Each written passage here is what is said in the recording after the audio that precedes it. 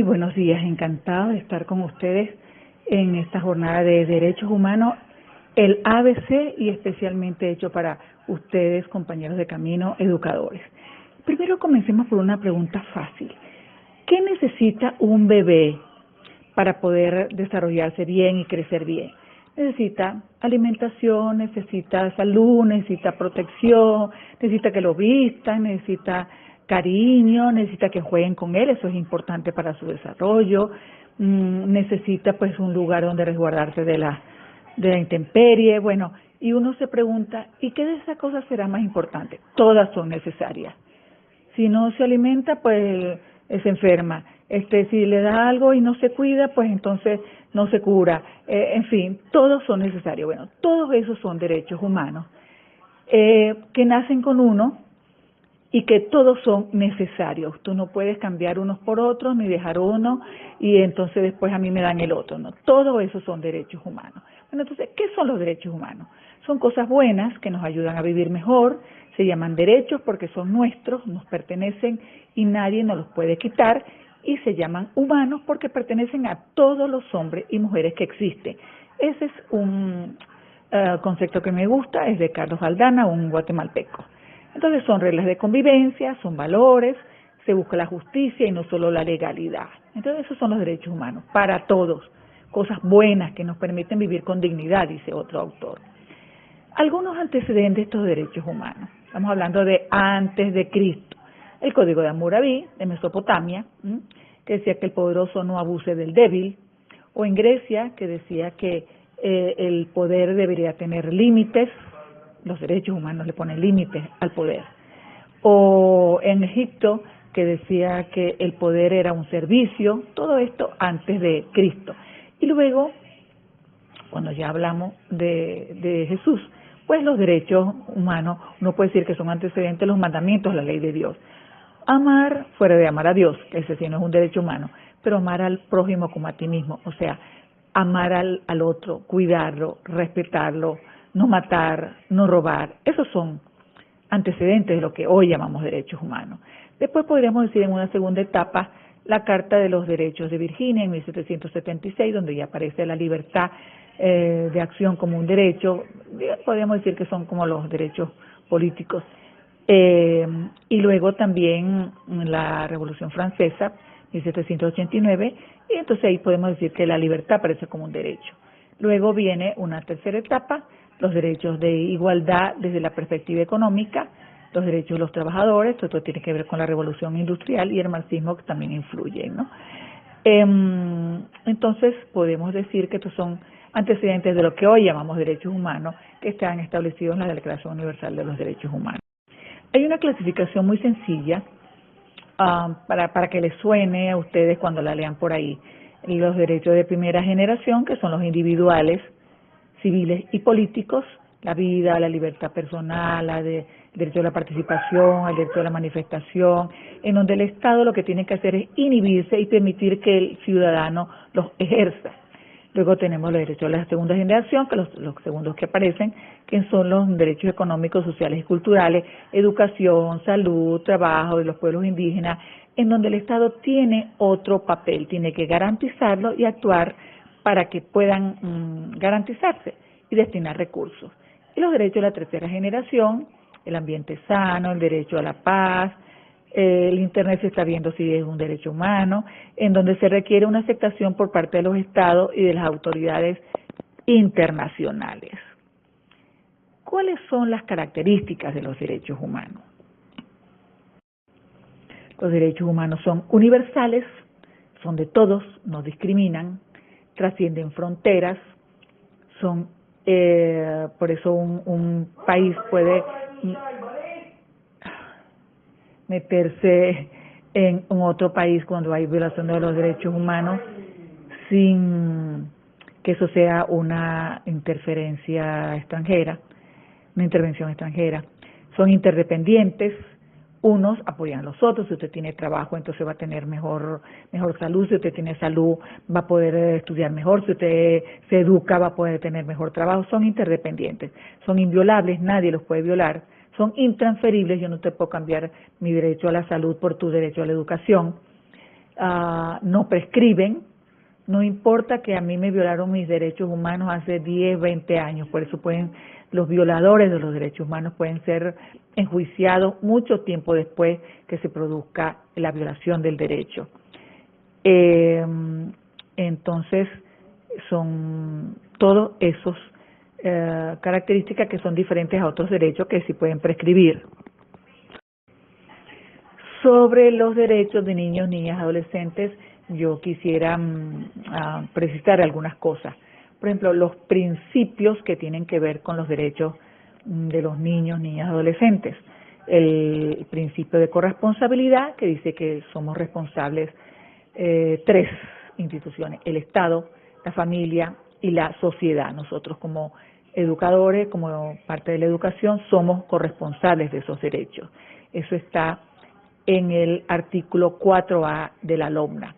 Luego el interés superior del niño, el artículo número 8, que dice que siempre que uno vaya a decir algo sobre un niño o una niña o un adolescente, uno tiene que ver cuál es el interés superior de ellos, qué es lo que realmente les resulta a ellos lo más satisfactorio, independientemente que a los adultos no nos guste, qué es lo que realmente el niño le va a resultar más satisfactorio.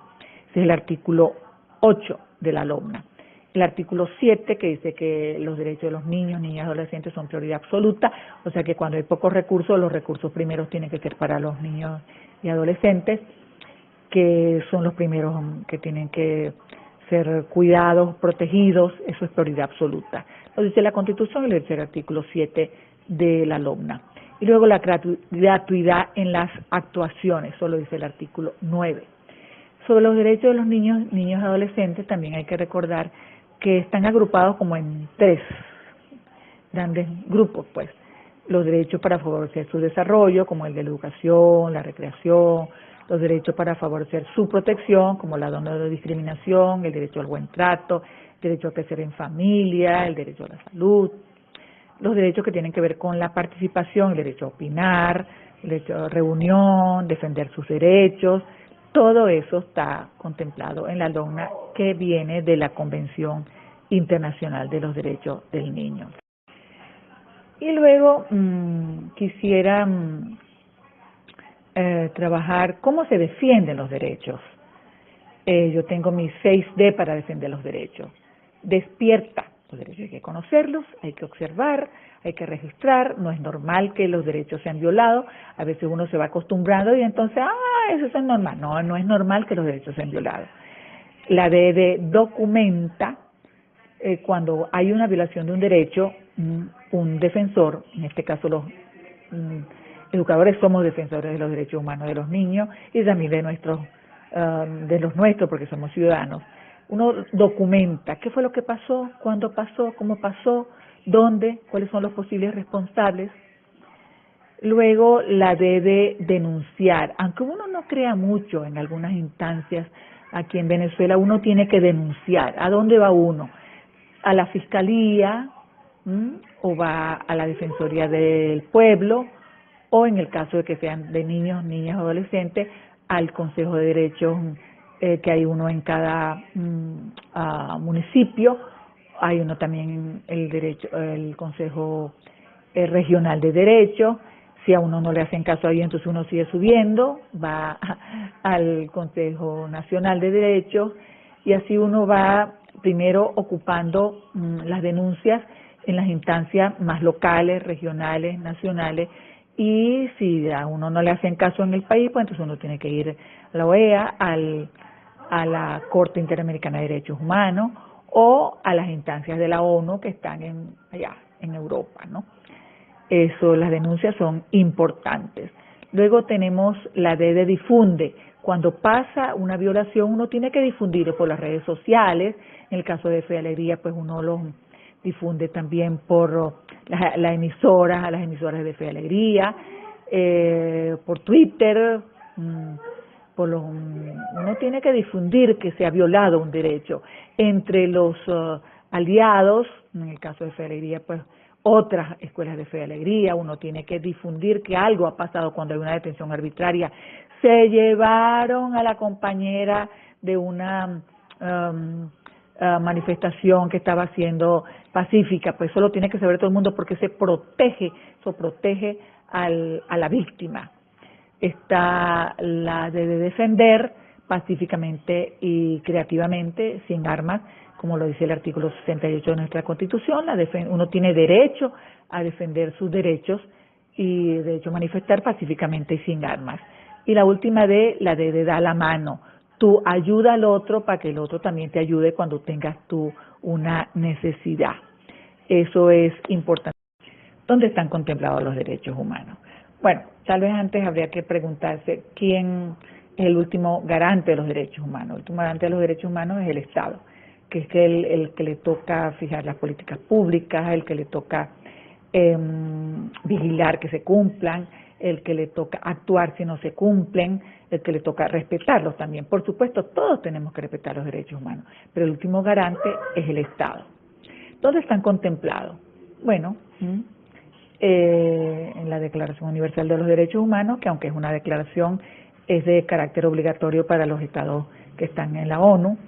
Aquí en Venezuela, en la Constitución, de los artículos del 19 al 127, todo tiene que ver con derechos humanos. La Constitución actual es abundante en derechos, ¿no? Y en el caso de nosotros, los educadores, que tenemos doble responsabilidad, porque somos ciudadanos, tenemos que conocer nuestros derechos y tenemos que respetarlos y tenemos que exigirlos. Pero están también la LOPNA, la Ley Orgánica para la Protección de Niñas, Niñas y Adolescentes, porque nosotros atendemos niños, niñas y adolescentes. Entonces somos responsables dobles por ser ciudadanos y también por ser educadores. Y luego están también en los tratados internacionales, en los convenios internacionales, en las convenciones, como por ejemplo la Convención Internacional de Derechos del Niño, que también debemos conocerla nosotros los educadores. Los niños tienen derecho al amor y protección. Yo no lo estoy inventando, lo dice la Convención, para que no se nos olvide. Este ABC de los derechos humanos para docentes tenemos que verlo desde una doble perspectiva. Por un lado, nosotros somos ciudadanos, educadores, que tenemos derecho a defender nuestros derechos. Eso está establecido en la Constitución, que cualquier trabajador puede defender sus derechos. Y por el otro lado, somos educadores, o sea que tenemos la responsabilidad de defender los derechos de los niños, niñas y adolescentes. En cuanto a la primera dimensión, por supuesto tenemos que conocer esos derechos para respetarlos y también para poder defenderlos. Y recordar, por ejemplo, y aquí me adelanto a dónde están establecidos esos derechos. En el caso de la Declaración Universal de los Derechos Humanos dice que todos los seres humanos nacemos libres, iguales ante la ley. Pero por el otro lado también en la Constitución nuestra de la República Bolivariana de Venezuela, el artículo 91 dice que todo trabajador o trabajadora tiene derecho a recibir un salario que permita que podamos solventar nuestras necesidades materiales, intelectuales y diversas, como lo dice la Constitución, el artículo 91. Lo que sí tenemos que subrayar siempre es que toda esta defensa tiene que ser siempre como lo dice la Constitución. Podemos manifestar pacíficamente y sin armas. Hay artículo 68. Hay diversas maneras de nosotros poder defender nuestros derechos y en el caso de recordar pues que somos educadores siempre tiene que ser como pedagógica la cosa, pues nunca puede ser violenta y tiene que ser siempre como ejemplarizante la manera en que nosotros defendamos nuestros derechos como educadores y ciudadanos que somos.